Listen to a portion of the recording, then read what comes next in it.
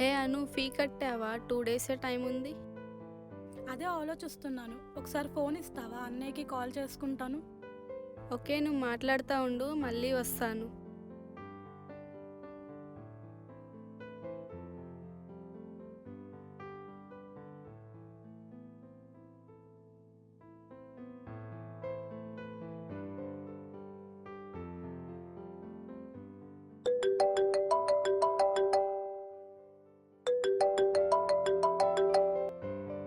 Hello అన్నయ్య, fee కట్టాలన్నాను కదా, డబ్బులు పంపిస్తావని కాల్ చేశాను.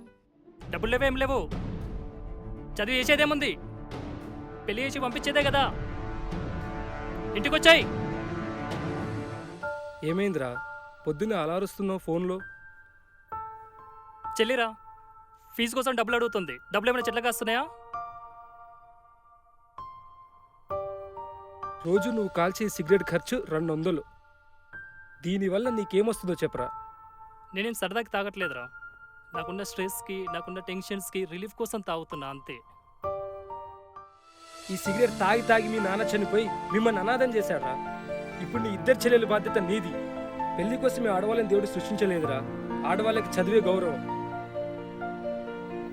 ఇప్పుడు ఆ గౌరవాన్ని నిలబెట్టే బాధ్యత నువ్వు కాల్చే సిగరెట్లో ఉంది. ఇక నువ్వే ఆలోచించుకో.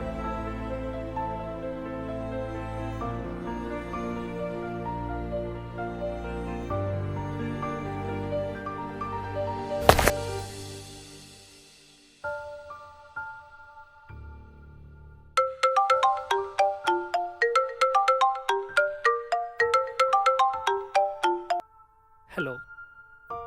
అన్నయ్య, సారీరా బుజ్జమ్మ. 2 డేస్లో మనీ అరేంజ్ చేసి పంపిస్తాను. నువ్వు బాగా చదువుకో. సరే అన్నయ్య, బాగా చదువుకుంటా.